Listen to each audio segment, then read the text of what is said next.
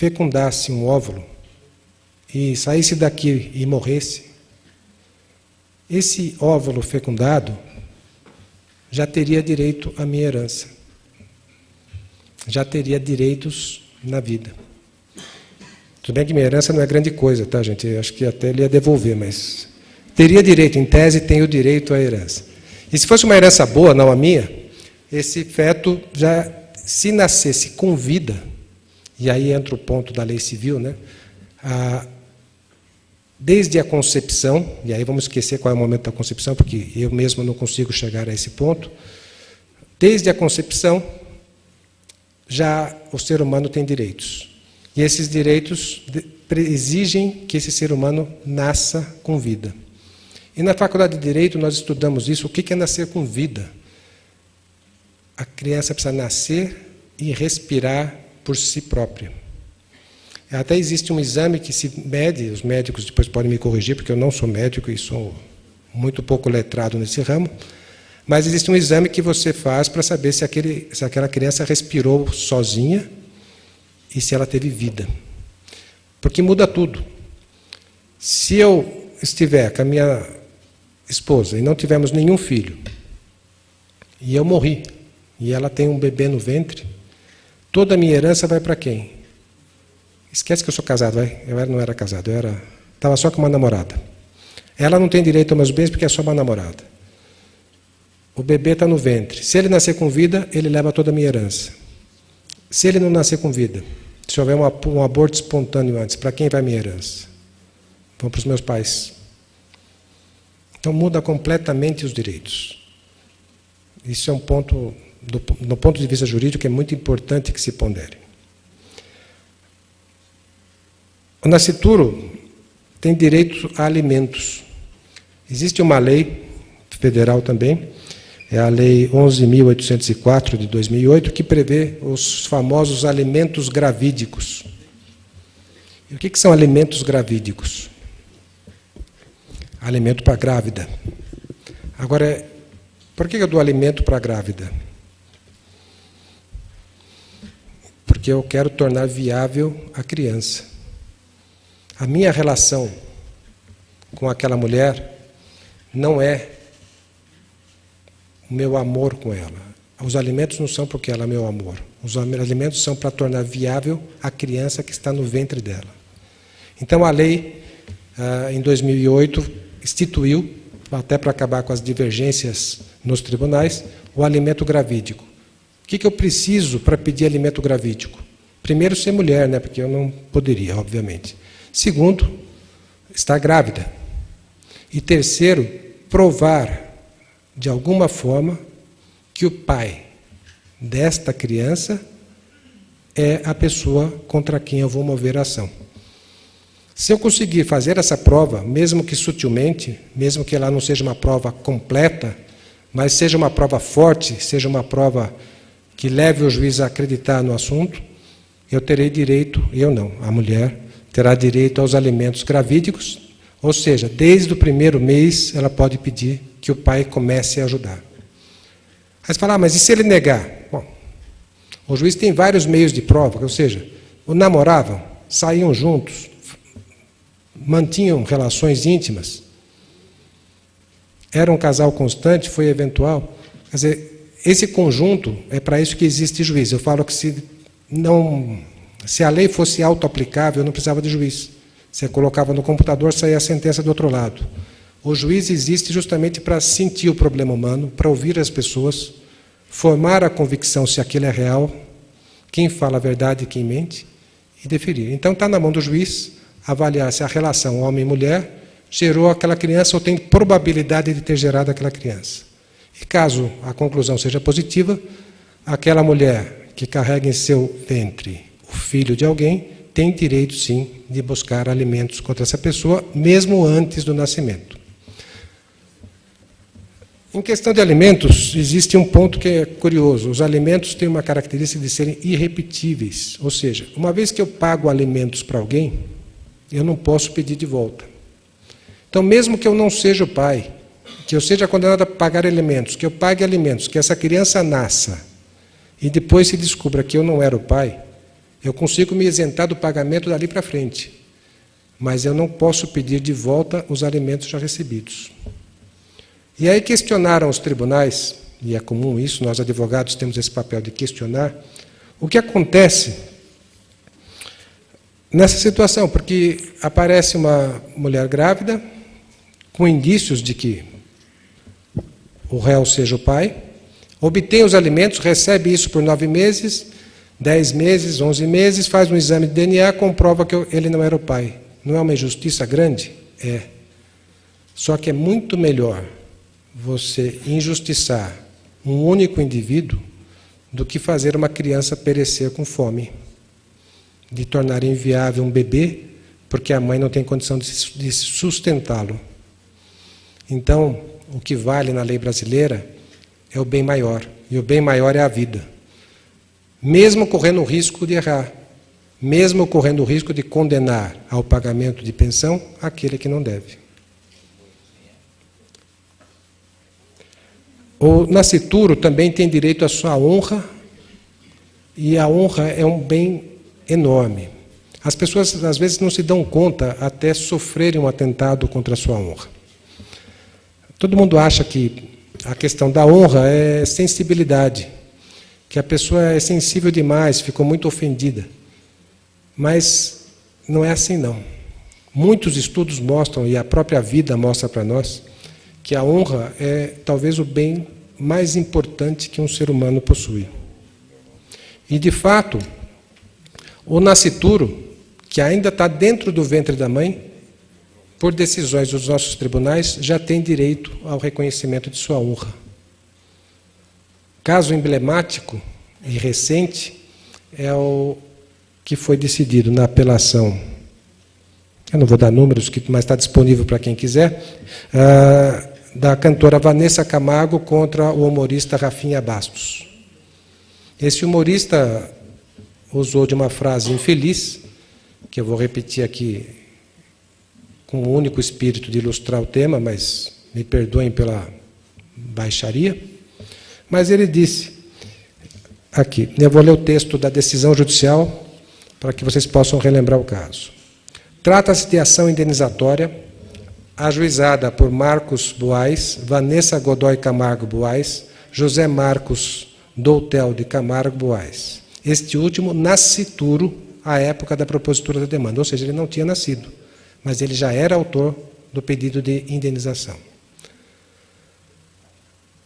E, atualmente, menor representado por seus pais, que também demandam aqui em nome próprio. Alegam, em síntese, que aos 19 de setembro de 2011, o réu Rafael Bastos Roxman, conhecido como Rafinha Bastos, na condição de apresentador do programa CQC, transmitido pela TV Bandeirantes, proferiu a seguinte frase em relação a Vanessa e José Marcos, que era o bebê que estava na barriga.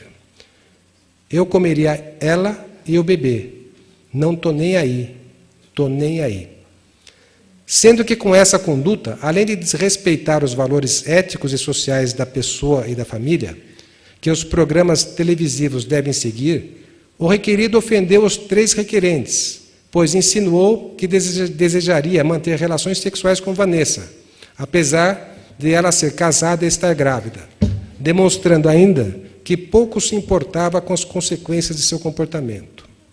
Destacam também não ter o requerido demonstrado qualquer arrependimento por sua fala, chegando ele, ao contrário, a se envaidecer do feito, postando na internet diversas fotos provocativas referentes ao episódio. Diante disso, pedem a condenação do réu ao pagamento de indenização por danos morais em valor a ser arbitrado judicialmente. Aí passa todo o relato. E o que importa para nós é o direito do nascituro, e é esse trecho que eu vou ler.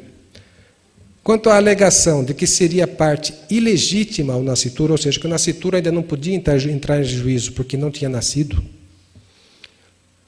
Repito, então, quanto à alegação de que seria parte ilegítima ao nascituro José Marcos para reclamar a indenização tratada nesses autos, não assiste razão ao réu. É considerada legítima a parte que regularmente possa demandar contra certa pessoa determinado objeto.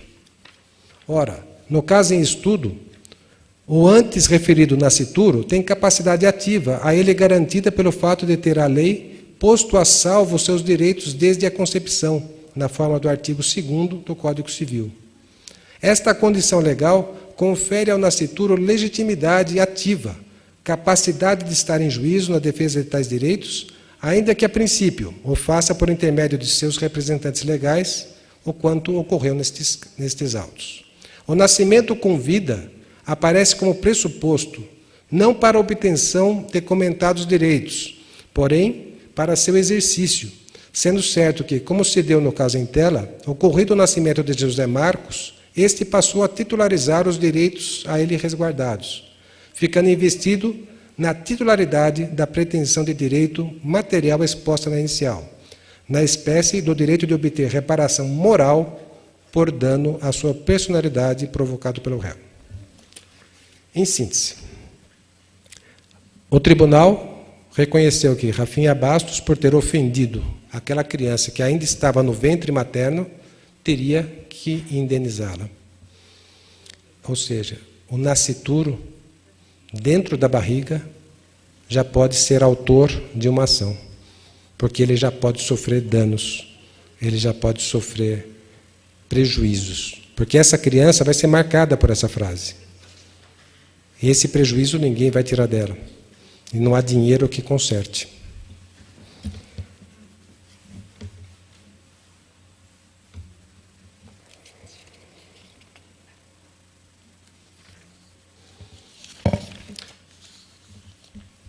A pílula do dia seguinte é um tema extremamente polêmico, pelo qual eu vou passar mais rapidamente, mas merece reflexão o fato de que o Estado permita que a mulher escolha se vai ou não levar adiante uma possível fertilização, uma possível fecundação de seu óvulo.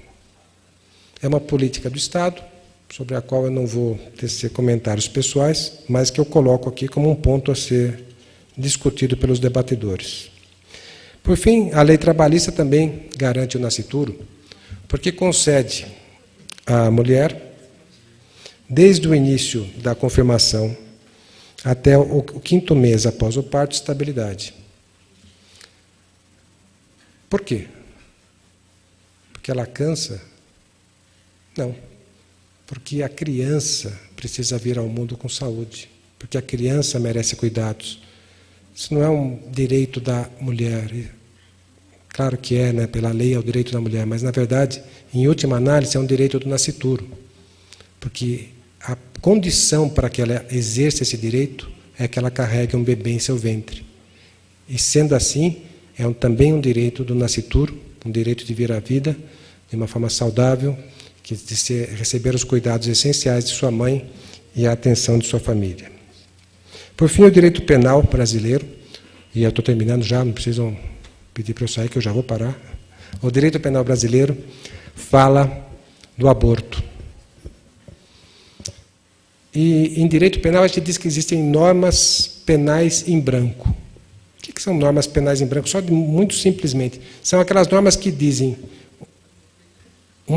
proíbem uma conduta, mas não dizem especificamente o que é aquela conduta. A lei diz, é proibido o aborto. Eu até vou pegar o termo exato para vocês. Existem várias proibições, mas diz aqui, provocar aborto em si mesma ou consentir que lhe provoquem. Tem uma pena. O terceiro, provocar um aborto numa mulher, tem outra pena. O que é aborto? Interromper a gravidez.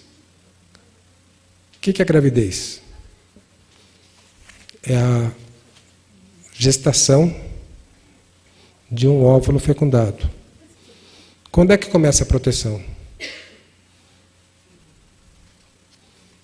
Quando a célula foi fecundada, quando o óvulo foi fecundado, quando ele colou no organismo feminino, quando ele se tornou viável. Por isso que eu digo que é uma norma penal em branco, porque não se consegue, e é sobre isso que os juristas se debruçam, entender qual é o momento em que inicia o aborto. Porque se o aborto for no momento da fecundação, como é que eu posso ter uma pílula no dia seguinte? Se o aborto for a partir do momento em que o óvulo e o espermatozoide se encontram, seja lá onde for, como é que eu posso ter fertilização in vitro com descarte de embriões? A lei é confusa. E o que eu sempre digo aos meus alunos de direito é que vocês existem para interpretar a lei. Quem interpreta a lei não é o juiz. O juiz é um de nós. Quem interpreta a lei são as casas legislativas e os vereadores são os nossos representantes. Eles têm um mandato, e mandato para a direita é igual procuração. Eles têm a nossa procuração. Então, cabe à população se conscientizar e à população decidir o que é cada uma das coisas.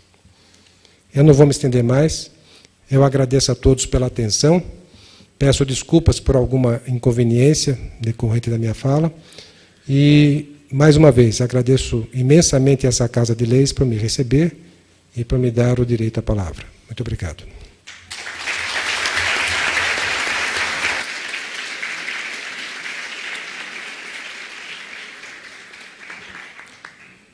Ouviremos agora o senhor Edson Benedito de Campos Leite, da Comissão em Defesa da Vida da Diocese de Osasco. Boa noite a todos. Eu agradeço a oportunidade de estar aqui representando, junto com nossa coordenadora, Maria Isabel Panaro, e membros da nossa comissão, doutora Maria Alice, Renato Duarte, Cida, Diniz, irmã Giovana, irmã Romilda, e todos os outros membros da nossa comissão, que desde 2010, em toda a nossa diocese, vem defendendo a vida de uma maneira acirrada, sem medo de nos expor, sabendo que vai ocorrer muitas vezes opiniões divergentes, mas precisamos também aprender a conviver com isso. Eu sou médico ginecologista, sou formado há 25 anos e me sinto aprendendo tudo de novo e tudo agora, porque as coisas se renovam numa velocidade extremamente grande. Agradeço a oportunidade de estar vindo na Câmara Municipal de Barueri. Hoje era para o padre Berardo estar aqui.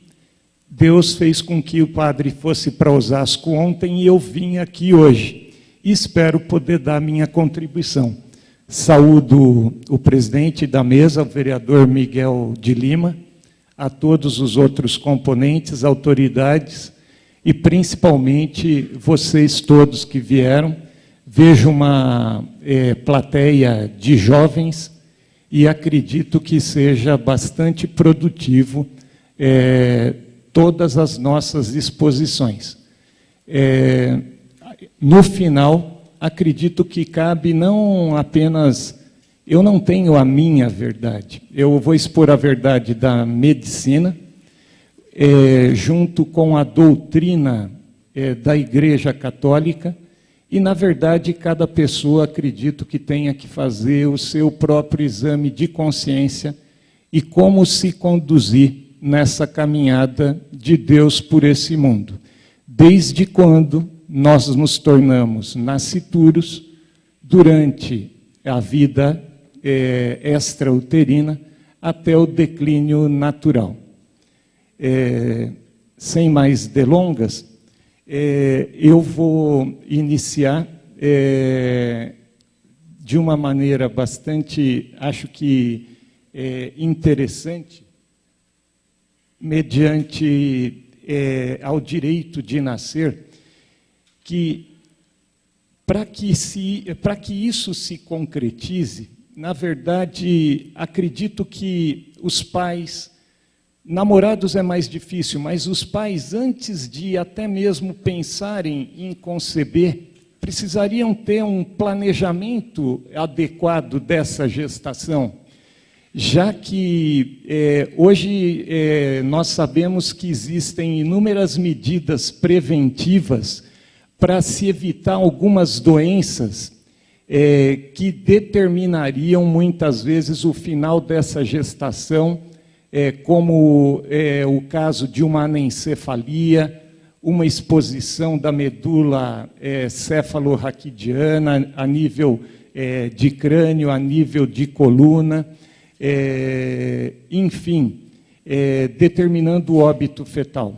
Uma das coisas muito simples que se tem quando se quer engravidar é a paciente procurar um médico ginecologista e esse, de pronto, iniciar uma terapia, uma terapêutica com a ingestão de ácido fólico, na dose hoje de 400 microgramas diário, que é o padronizado pela Organização Mundial da Saúde, porém, até alguns meses atrás, a gente acreditava que seria a dose de 5 miligramas e que seria efetiva na prevenção do que se chama de defeitos do tubo neural, que vai culminar com a anencefalia, mielomeningocele, enfim, uma doença que realmente pode ser incompatível com a vida após o nascimento. Não dá para se prever se vai viver, se não vai viver, qual a qualidade de vida.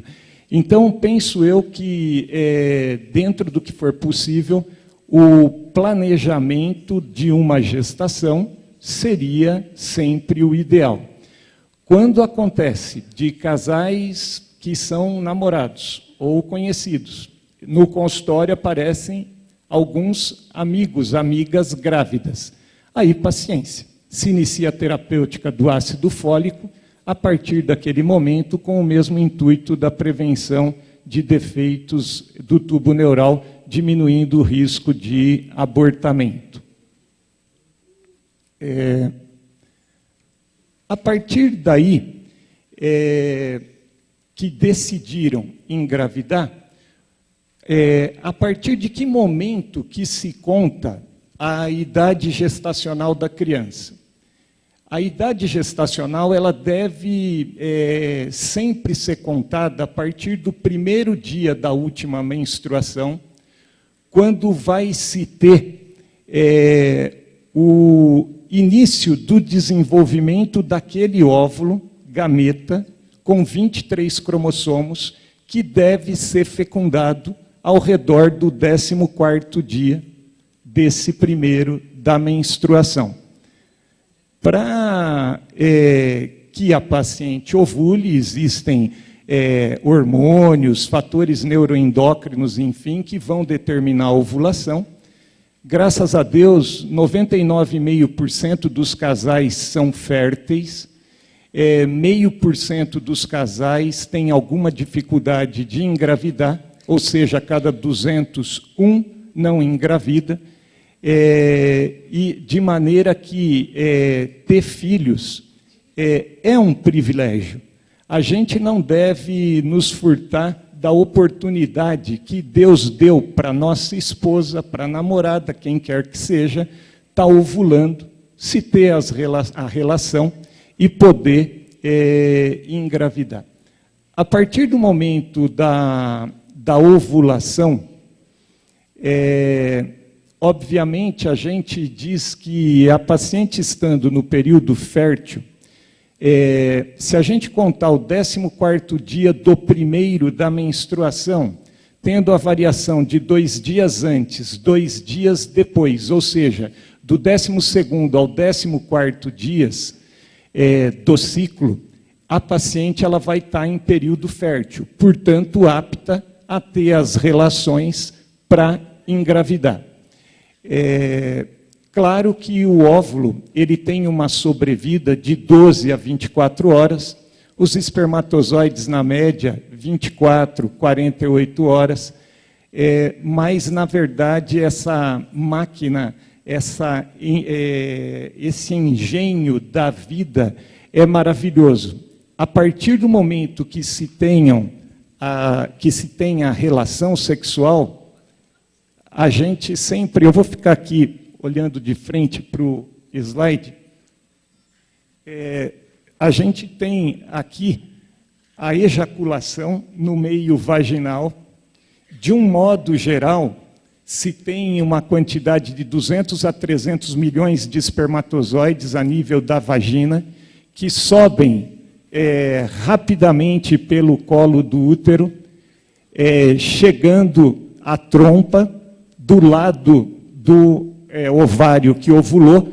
Normalmente, ocorre a ovulação um mês do ovário direito, outro mês do ovário esquerdo.